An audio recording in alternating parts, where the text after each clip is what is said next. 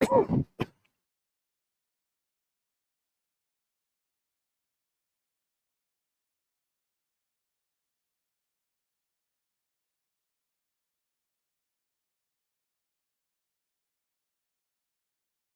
दोस्तों, एक बार फिर से स्वागत है आपका एक और नए लाइव सेशन में। कैसे हैं आप? सबसे पहले आप सबका हार्दिक स्वागत, अभिनंदन, जय श्री राम, राधे राधे। आइए चर्चा करते हैं एक और बेहतरीन सेशन में। कुछ बेहतरीन प्यारे प्रीवियस क्वेश्चन कह रहा हूँ, one liner question, sorry, geography के कक्षा 9th के वन लाइनर क्वेश्चन कर रहे हैं। 2 ही चैप्टर इससे पहले वाले सेशन में किए थे, कल क्लास नहीं हो पाई थी और आज चर्चा कर रहे हैं। वैसे 20 तारीख तक हमें कक्षा 10 भी कंप्लीट करनी थी, लेकिन कक्षा 9 भी कंप्लीट नहीं हो पाई है। कल कक्षा 9 कंप्लीट हो पाएगी 18 तारीख को। 19, 20, 21 एक दिन बढ़ जाएगा। थोड़ा सा स्वास्थ्य खराब हो गया था बीच में और टाइपिंग वगैरह नहीं हो पाए थे, इसीलिए जो है वो एक दिन लेट हो गए। तो चलिए करते हैं शुरुआत आज के सेशन की। और कैसे हैं आप? हनुमान साहन जी, दिव्या भार्गव जी, पूनम, विक्रम,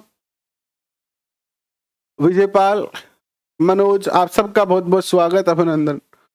भूगोल की चर्चा कर रहे हैं और भूगोल में वन लाइनर क्वेश्चन कर रहे हैं क्लास 9th ज्योग्राफी के,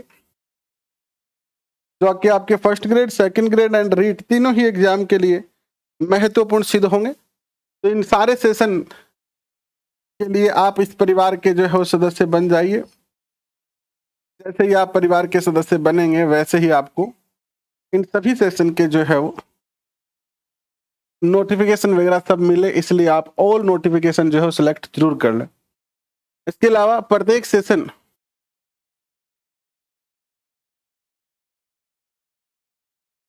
प्रत्येक सेशन की पीडीएफ नोट्स प्राप्त करने के लिए आप हमारे टेलीग्राम को जो है ज्वाइन कर सकते हैं। टेलीग्राम से आप प्रत्येक सेशन, जितने भी क्लासें अब तक हमने यूट्यूब पे की है, अराउंड लगभग हमने 1700 के करीब शायद क्लासें टोटल हमने अब तक कर ली है 3-4 सालों में, और उन सबके नोट्स आपको टेलीग्राम पे जो है मिल जाएंगे। बहुत ज्यादा पुरानी क्लासें हो गई है रीट से पहले की, उनके तो मिलने की मुश्किल है, लेकिन अभी 2021-22 के जितने भी नोट्स है वो आपको आसानी से मिल जाएंगे। तो चलिए करते हैं शुरुआत आज के सेशन की। एनसीईआरटी क्लास 9th भूगोल की हम चर्चा यहां पर कर रहे हैं, और इससे पहले हमने 2 चैप्टर जो है वो पूरे कर दिए हैं। आज अफवाह प्रणाली और जलवायु की चर्चा करेंगे, कल प्राकृतिक वनस्पति और वन्य जीव की चर्चा कर लेंगे हम। कल वाले चैप्टर थोड़े छोटे ही हैं, तो कल ये कंप्लीट हो जाए, कल कक्षा 9th पूरी हो जाएगी, और फिर ज्यादा से ज्यादा 2 या 3 दिन लगेंगे आपकी 10th की कक्षा पूरी होने में। इसके बाद सब कुछ लागू हो जाएगा। तो चलिए करते हैं शुरुआत आज के सेशन की। चैप्टर नंबर 3 अफवाह प्रणाली की चर्चा करते हैं। देखिएगा, मेरी बुद्धि से जितने ज्यादा से ज्यादा क्वेश्चन इस चैप्टर से बन सकते थे मैंने बनाने का प्रयास किया है, फिर भी आप इसको जो है क्रॉस चेक कर सकते हैं। मेरी बुद्धि से जितना हो सकता है मैंने आपको करवाया है।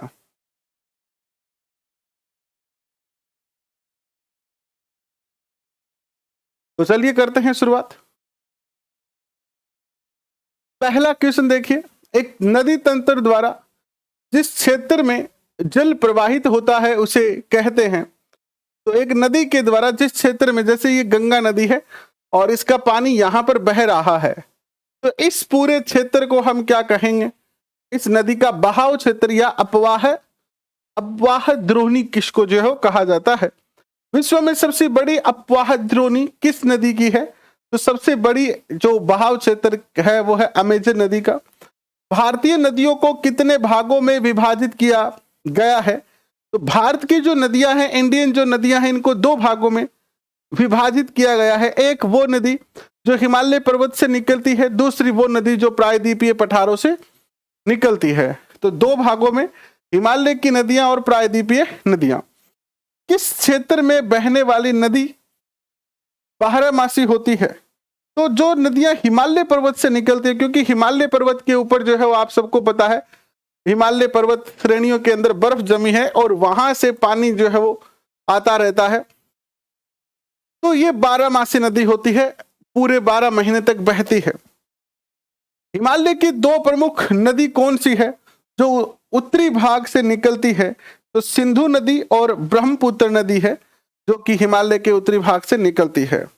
नेक्स्ट क्वेश्चन देखिएगा, हिमालय से निकलने वाली प्रमुख नदियां कौन कौन सी है? तो प्रमुख नदियों में आती है सिंधु, गंगा और ब्रह्मपुत्र। ठीक है, प्रमुख नदियों में कौन कौन सी नदी आती है? सिंधु नदी, गंगा नदी और ब्रह्मपुत्र नदी। ये तीन नदियां जो है वो मुख्य नदियों के अंदर आती है। नेक्स्ट क्वेश्चन देखिएगा,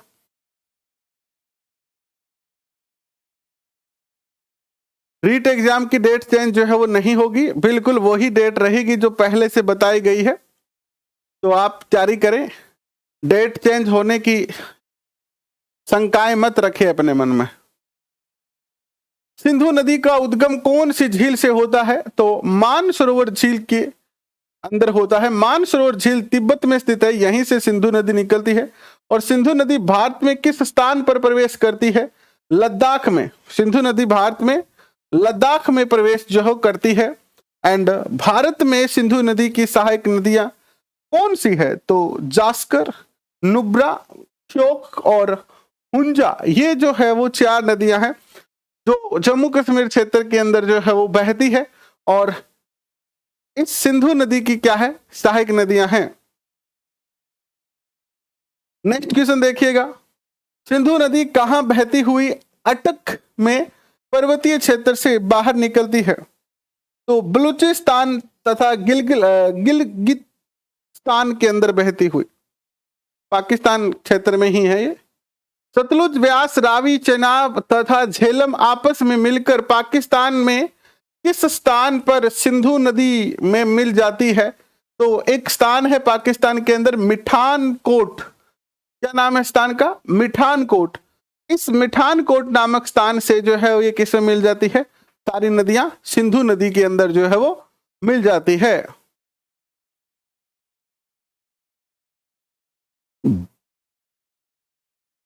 सिंधु नदी पाकिस्तान के किस स्थान में अरब सागर में मिलती है? तो सिंधु नदी कराची में जाके अरब सागर में मिलती है। और सिंधु नदी का कितना भाग भारत में है?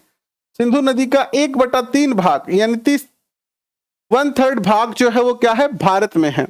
एक और बहुत प्यारा क्वेश्चन आपके स्क्रीन पर आता है, यह है कि भारत में जो सिंधु नदी है, भारत में सिंधु नदी कौन कौन से राज्यों में बहती है? तो जम्मू कश्मीर, लद्दाख, हिमाचल प्रदेश तथा पंजाब। सिंधु नदी की कुल लंबाई कितनी है? 2900 किलोमीटर है। नेक्स्ट, सिंधु नदी समझौते के अनुसार भारत सिंधु नदी का कितना जल उपयोग कर सकता है? मात्र 20% जल ही इसका जो है वो उपयोग कर सकता है। यानी हम इंडिया में सिंधु नदी का कितना पानी यूज ले सकते हैं?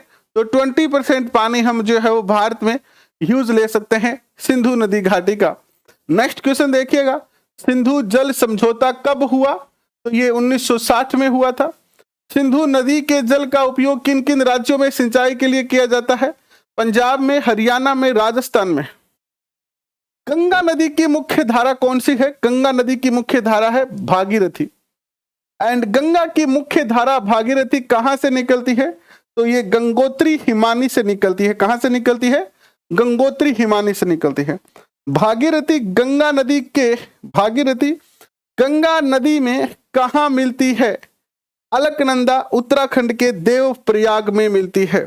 भागीरथी गंगा नदी में कहां मिलती है? तो अलकनंदा उत्तराखंड के देवप्रयाग नामक स्थान में भागीरथी जो कि एक धारा है वो गंगा में आकर जो है वो मिल जाती है।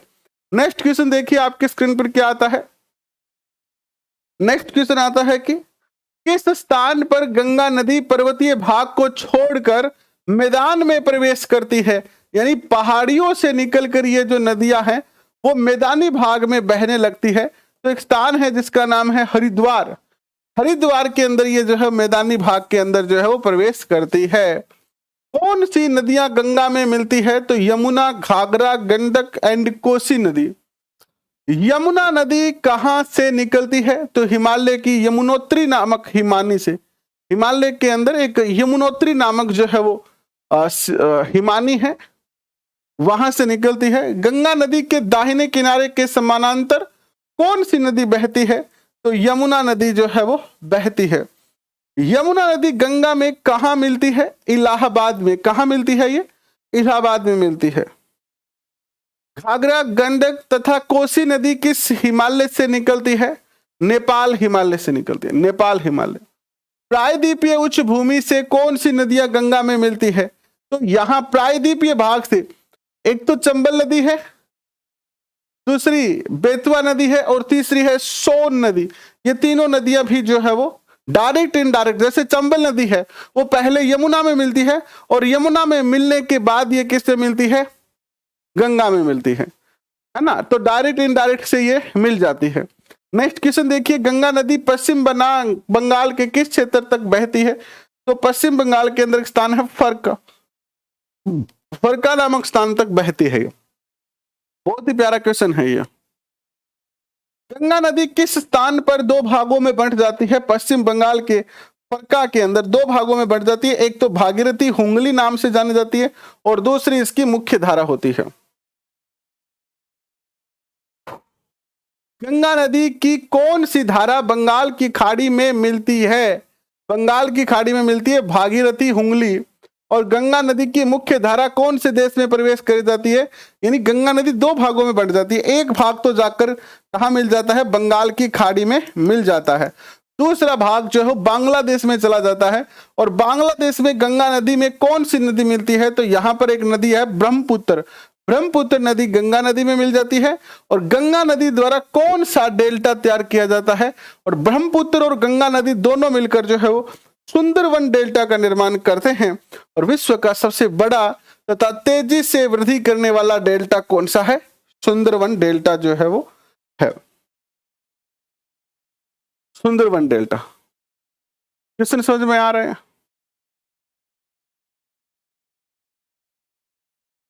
बहुत ही साधारण लेकिन महत्वपूर्ण क्वेश्चन आपके स्क्रीन पर है। और ये सारे के सारे ऐसे क्वेश्चन हैं जो कि राजस्थान ही नहीं भारत के विभिन्न एग्जामों में पूछे जा सकते हैं। क्योंकि एनसीईआरटी पढ़ रहे हैं तो ये क्वेश्चन आपके हर एग्जाम के लिए महत्वपूर्ण सिद्ध होंगे। चाहे आप रीट की तैयारी कर रहे हो, चाहे आप सेकंड ग्रेड की, चाहे फर्स्ट ग्रेड की, या बाकी किसी भी एग्जाम की तैयारी कर रहे हो, आपके लिए ये महत्वपूर्ण ही सिद्ध होंगे।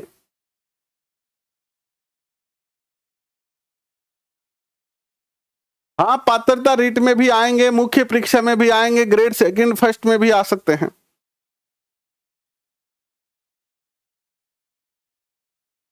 तो नेक्स्ट क्वेश्चन देखिए आपके स्क्रीन पर क्या आता है। रॉयल बंगाल टाइगर कहां पाए जाते हैं? सुंदरवन डेल्टा में। और सुंदरवन डेल्टा में कौन से पादप पाए जाते हैं? सुंदरी नामक पादप। गंगा की कुल लंबाई कितनी है? 2500 किलोमीटर, 2500 किलोमीटर। और सिंधु गंगा नदी के जल विभाजक पर स्थित नगर कौन सा है? अंबाला नगर है। गंगा की ढाल कितनी है? 300 मीटर की ढाल है गंगा की। और ब्रह्मपुत्र नदी कौन सी झील से निकलती है? तिब्बत की मानसरोवर झील से ब्रह्मपुत्र नदी जो है वो निकलती है। ठीक है, एक सेकंड रुको। पात्रता जनवरी में थोड़ी होगी आयुष वर्मा, क्या बात कर रहे हो आप?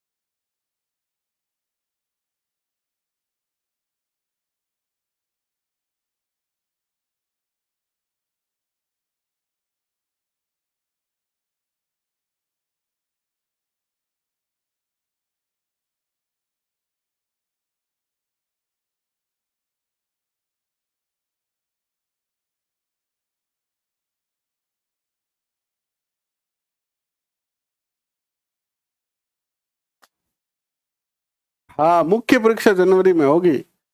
मुख्य परीक्षा जनवरी में होगी और रीट अभी 23 और 24 जुलाई को होगी। तो गलत सूचना ना दे, है ना। किसी बच्चे को गलत सूचना देना भी बहुत बड़ी गलती हो जाती है।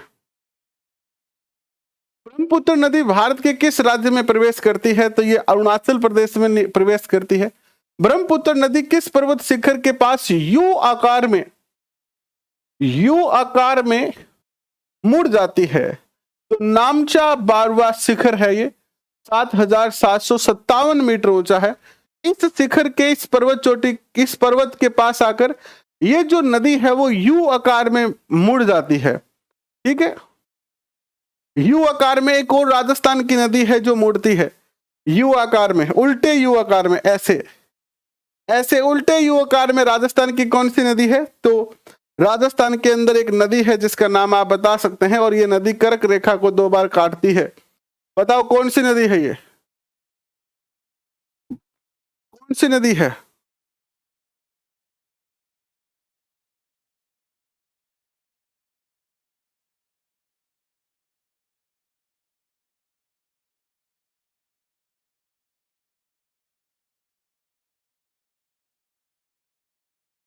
माही नदी है, बिल्कुल। नेक्स्ट क्वेश्चन देखिए फिर।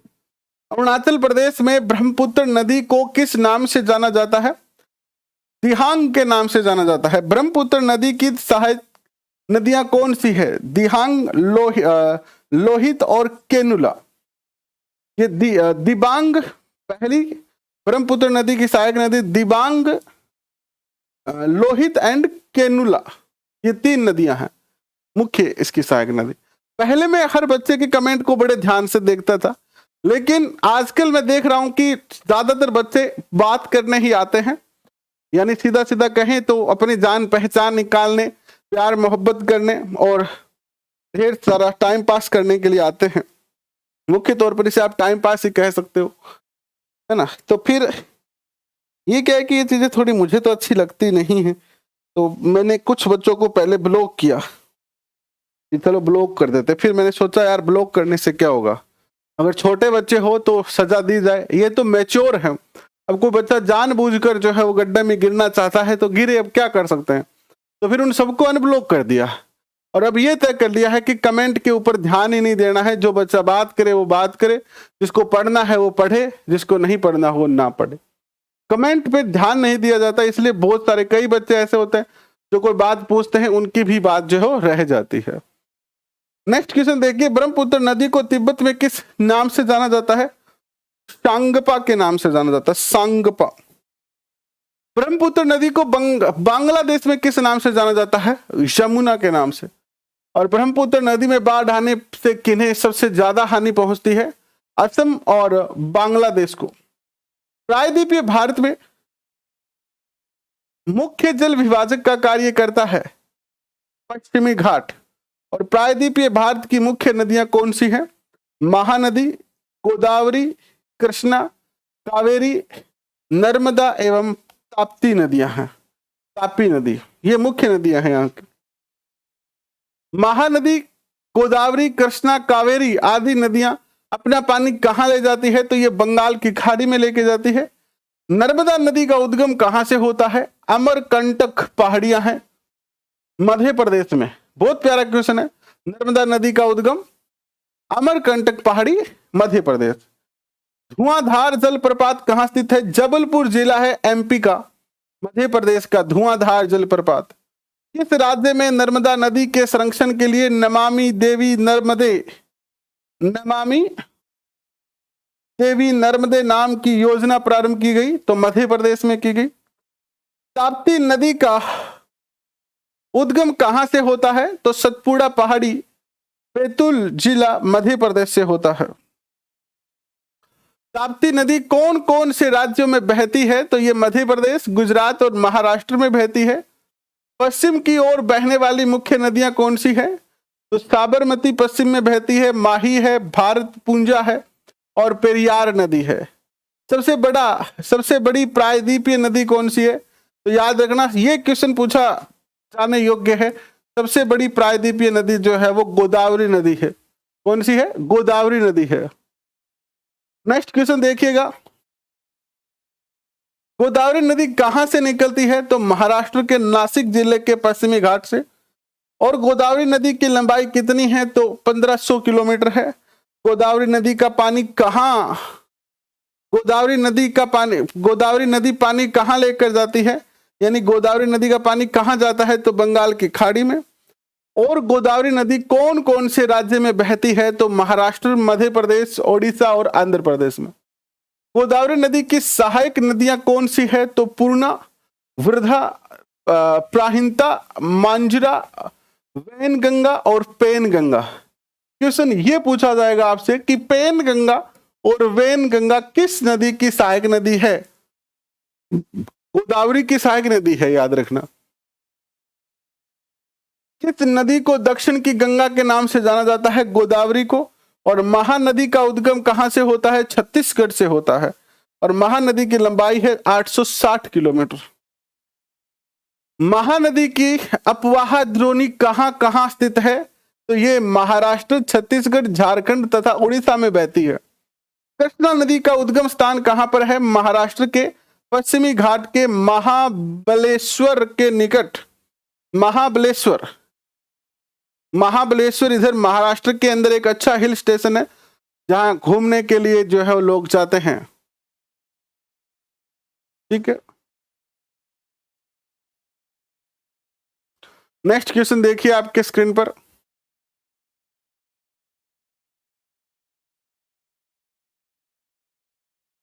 नेक्स्ट क्वेश्चन आता है, यह है कि कृष्णा नदी की लंबाई कितनी है, तो 1400 किलोमीटर लंबी है ये।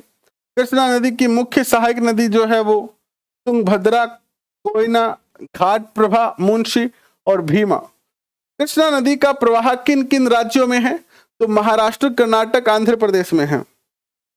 गोदावरी नदी का उद्गम स्थान कौन सा है, तो गोदावरी नदी का जो उद्गम स्थान है वो है पश्चिम घाट के ब्रह्मगिरी पर्वत श्रृंखला से। पश्चिमी घाट की ब्रह्मगिरी पर्वत श्रृंखला से जो है वो इसका क्या है, उद्गम स्थान है। नेक्स्ट क्वेश्चन देखिएगा, कावेरी नदी कहां पर बंगाल की खाड़ी में मिल जाती है, तो कावेरी नदी जो है वो तमिलनाडु में कुडलूर नामक स्थान पर जो है वो बंगाल की खाड़ी में मिल जाती है। नेक्स्ट क्वेश्चन आपके स्क्रीन पर आता है, यह है कि कावेरी नदी की लंबाई कितनी है, तो 760 किलोमीटर है। और कावेरी नदी की मुख्य सहायक नदी कौन सी है, यह है अमरावती, भवानी, हेमावती तथा काबिनी। कावेरी नदी कौन कौन से राज्यों में बहती है, तमिलनाडु, केरल और कर्नाटक में बहती है ये। भारत का दूसरा सबसे बड़ा जलप्रपात कौन सा है, शिव सुंदरम जलप्रपात कावेरी नदी पर बना है। कश्मीर घाटी की प्रसिद्ध झील कौन सी है, डल झील है। प्रसिद्ध झील है कश्मीर की डल झील। और एक विसर्प का अर्थ यह होता है, जैसे ये नदी है, ये नदी विसर्प कहलाता है ना। तो एक विसर्प नदी बाढ़ वाले क्षेत्रों में कटकर झील का निर्माण करती है। अब क्या होता है, यहां पर इसके ऐसे झीलों का निर्माण हो जाता है, ऐसे जैसे झीलों का निर्माण हो जाता है जब इसमें बाढ़ आती है तो इसके किनारे कट जाते हैं, तो ऐसी झीलों का निर्माण हो जाता है। क्या कहलाती है ये, गोखुर झील। क्या कहलाती है, गोखुर झील कहलाती है। जम्मू कश्मीर की कौन सी झील है जो भूगर्भीय क्रियाओं से बनी है, वुल्लर झील। वुल्लर झील जो है वो भूगर्भीय हलचल के कारण इसका जो है निर्माण हुआ है। भीमताल झील कहाँ स्थित है, उत्तराखंड में। और गुरु गोविंद सागर बांध परियोजना का नाम क्या है, गुरु गोविंद सागर बांध परियोजना को ही भांकड़ा नागल बांध परियोजना कहते हैं। हमारे जो सिख भाई हैं उन्होंने गुरु गोविंद के नाम पर इसका नाम गुरु गोविंद सागर नाम जो है रखा था। और भांकड़ा और नागल दो स्थानों से ये जुड़ी हुई है, इसलिए इसको भांकड़ा नागल परियोजना के नाम से भी जाना जाता है।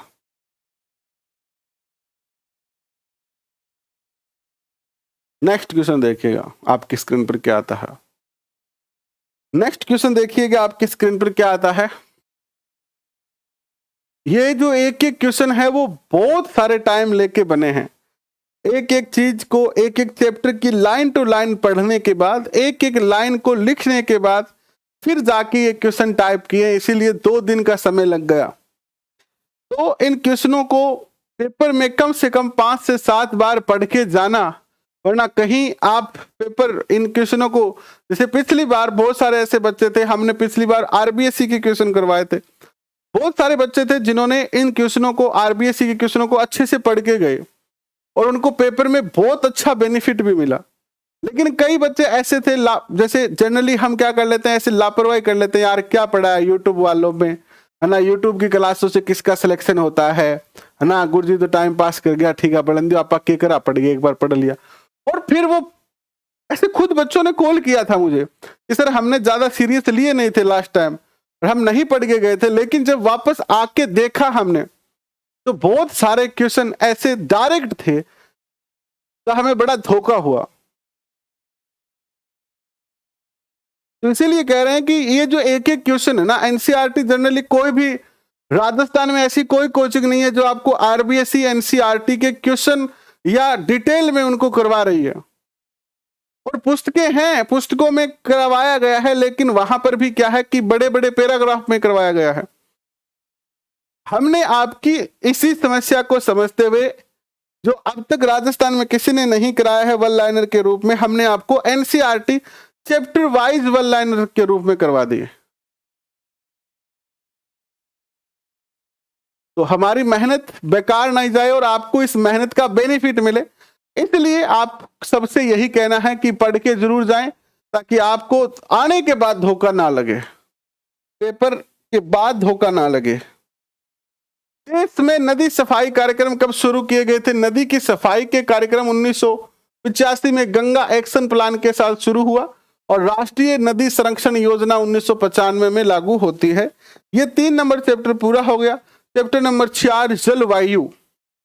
जलवायु में हम जनरली भारत की जलवायु की चर्चा करेंगे, भारत के मौसम की चर्चा करेंगे, भारत की ऋतु की चर्चा करेंगे, वर्षा ऋतु, शीत ऋतु, ग्रीष्म ऋतु, मानसून का काल, मानसून के प्रवर्तन का काल, मानसून की वापसी का काल, इन सारे प्रकार के क्वेश्चनों को यहाँ पर हम समझने का जो है वो प्रयास करने वाले हैं। तो चलिए करते हैं चर्चा। देखिए इस चैप्टर से कौन कौन से क्वेश्चन जो है वो बनते हैं, देखिएगा। कितने वर्षों से अधिक समय अवधि में मौसम की अवस्था तथा विविधताओं का कुल योग जलवायु कहलाता है? यानी किसी क्षेत्र विशेष में कितने वर्ष तक एक जैसा मौसम रहने के बाद उस क्षेत्र की जलवायु को उसी तरीके की जलवायु मान लिया जाता है। तो कम से कम 30 वर्ष तक अगर एक स्थान का मौसम, जैसे राजस्थान का मौसम है, तो राजस्थान के अंदर अगर मान लो 30 साल तक कंटिन्यू सर्दी ही सर्दी होती है, तो ये कहा जा सकता है 30 साल के बाद कि राजस्थान जो है शीत प्रदेश में स्थित है। जैसे लद्दाख एक ठंडा मरुस्थल है, लद्दाख में क्या है, ठंडा मरुस्थल है, और राजस्थान में गर्म मरुस्थल है, इस तरीके से।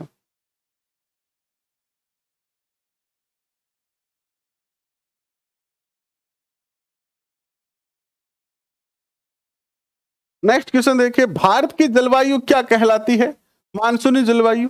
और जम्मू कश्मीर के किस स्थान का तापमान रात्रि में -45 डिग्री पहुंच जाता है? तो जम्मू कश्मीर के द्रास नामक स्थान है जम्मू कश्मीर में।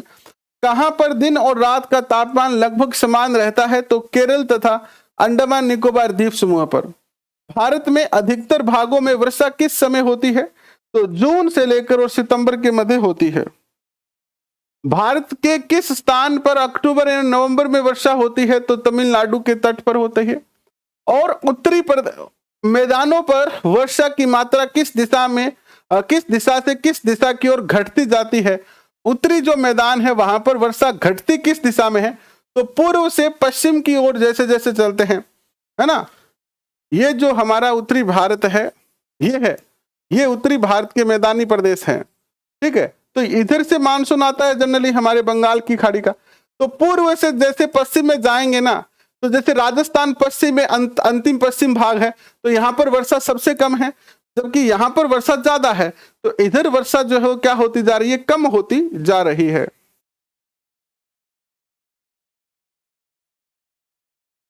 किसी क्षेत्र की जलवायु को नियंत्रित करने वाले प्रमुख कारक कितने हैं? 6 कारक हैं। अक्षांश यानी उस स्थान की अक्षांशीय स्थिति, उस स्थान की ऊंचाई, उस स्थान का वायु दाब, उस स्थान का पवन तंत्र, उस स्थान की समुद्र से दूरी, महासागरीय धाराएं तथा उच्चावच के लक्षण, ये सारे हैं। नेक्स्ट क्वेश्चन देखिएगा, जैसे जैसे हम पृथ्वी से ऊंचाई की ओर जाते हैं तो तापमान में क्या परिवर्तन होता है? सघनता कम होती जाएगी तथा तापमान घटता जाएगा। जैसे जैसे हम ऊंचाई पे जाते जाएंगे तापमान क्या होता जाएगा, कम होता जाएगा, है ना। तापमान क्या होता जाएगा, कम होता जाएगा। किसी क्षेत्र की वायु दाब और पवन तंत्र किस पर निर्भर करते हैं, अक्षांश तथा उस क्षेत्र की समुद्र तल से ऊंचाई पर। महाद्वीपीय अवस्था का क्या अर्थ है, गर्मी में बहुत अधिक गर्मी और सर्दी में बहुत अधिक सर्दी होना ही महाद्वीपीय अवस्था है। विश्व में अधिकतर मरुस्थल किस भाग में स्थित है, तो उपोष्ण कटिबंधीय विभागों में यह स्थित है। और कर्क रेखा के दक्षिण में स्थित भाग क्या कहलाता है, उष्ण कटिबंधीय क्षेत्र कहलाता है। और कर्क रेखा के उत्तर में स्थित भाग जो है वो उपोष्ण कटिबंधीय क्षेत्र कहलाता है। हिमालय कौन सी ठंडी हवाओं को भारत में प्रवेश करने से रोकता है, मध्य एशिया से जो ठंडी हवाएं आती हैं उनको। और भारत किस प्रकार की व्यापारिक पवनें चलती है, भारत में उत्तरी पूर्वी व्यापारिक पवनें चलती है। उत्तरी पूर्वी व्यापारिक पवनें किस दिशा में चलती है, तो ये उत्तरी गोलार्ध के उपोष्ण कटिबंध ही कटिबंध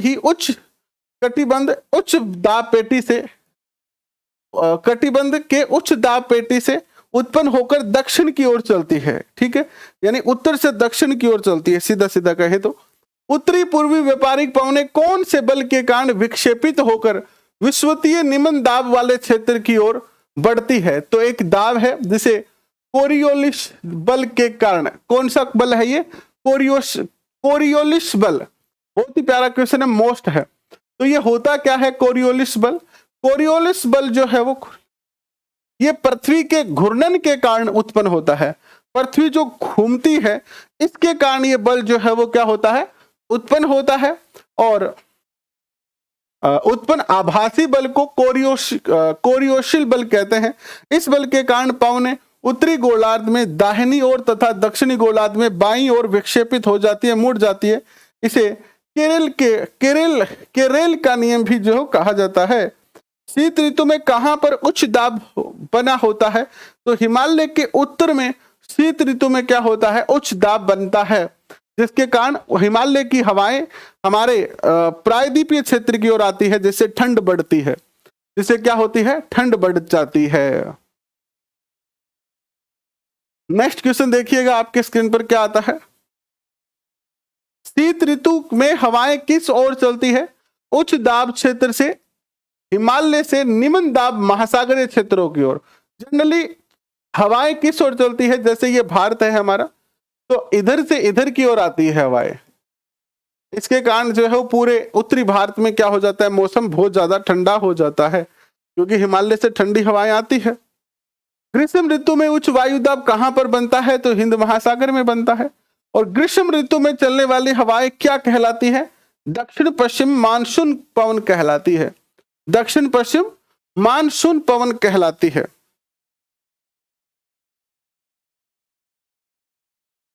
हाँ, फेरेल का नियम, सॉरी वहां पर टाइपिंग मिस्टेक हो सकती है। फेरेल का नियम।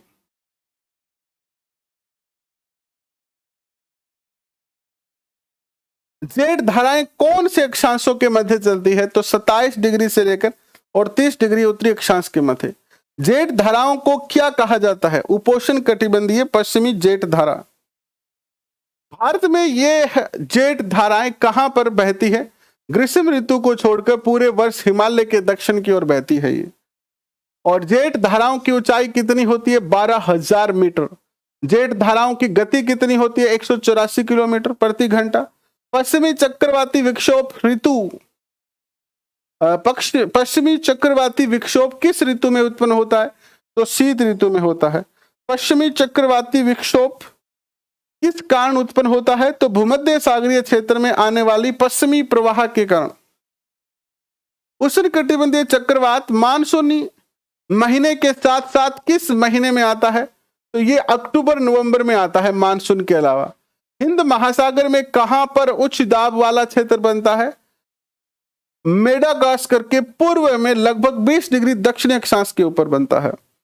एल नीनो क्या है, ये एक ठंडी पेरू जलधारा के स्थान पर अस्थायी तौर पर गर्म जलधारा के विकास को एल नीनो के नाम से नाम दिया गया है। एल नीनो स्पेनिश शब्द है जिसका अर्थ होता है बच्चा तथा जो कि बेबी क्राइस्ट को व्यक्त करता है, यानी ईसा मसीह के छोटे बच्चे के रूप को जो है प्रदर्शित करता है। जैसे भारत में कृष्ण जी को लड्डू गोपाल कहते हैं छोटे रूप को, वैसे ही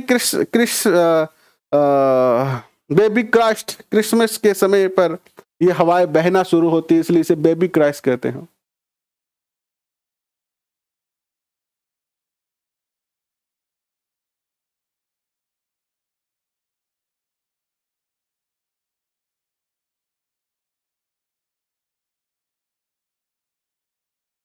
नेक्स्ट देखिए, एल नीनो की उपस्थिति के कारण समुद्र की सतह के तापमान में क्या अंतर आता है? तापमान बढ़ जाता है, क्योंकि एल नीनो क्या है, गर्म जल धारा है, तो गर्म जल धारा के कारण तापमान बढ़ेगा। मानसून का समय कितने अवधि तक होता है? जून के आरंभ से लेकर और मध्य सितंबर तक 100 से 120 दिन का।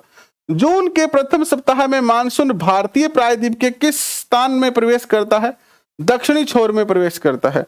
भारतीय मानसून को कितने भागों में विभाजित किया जा सकता है? दो, पहला अरब सागर का और दूसरा बंगाल की खाड़ी का मानसून। अरब सागर शाखा मानसून मुंबई कब पहुंचता है? तो 10 जून के आसपास। अरब सागर में मानसून तथा और बंगाल की खाड़ी मानसून शाखा किस स्थान पर? यानी अरब सागर, देखिए यहां से बंगाल की खाड़ी का मानसून आ रहा है भारत में, ठीक है, ये जा रहा है ना इधर, और इधर अरब सागर का मानसून आ रहा है। तो ये जो है वो किस स्थान पर आपस में मिलते हैं?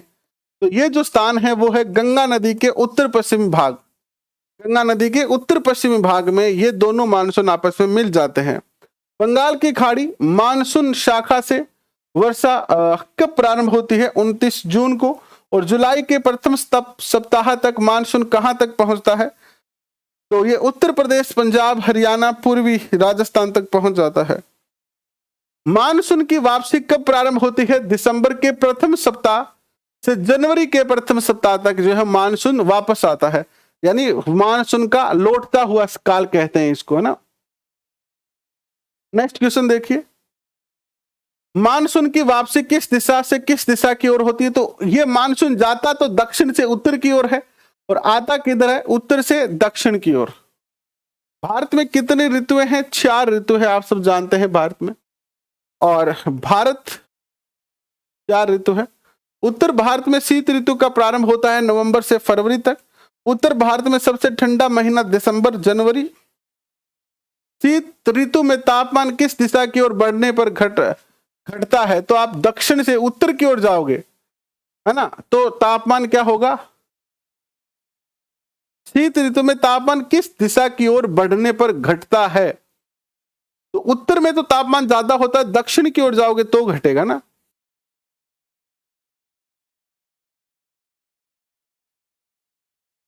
दक्षिण से उत्तर क्यों लिखा है फिर यहां पर? दक्षिण से उत्तर की ओर जाएंगे तो तापमान बढ़ेगा।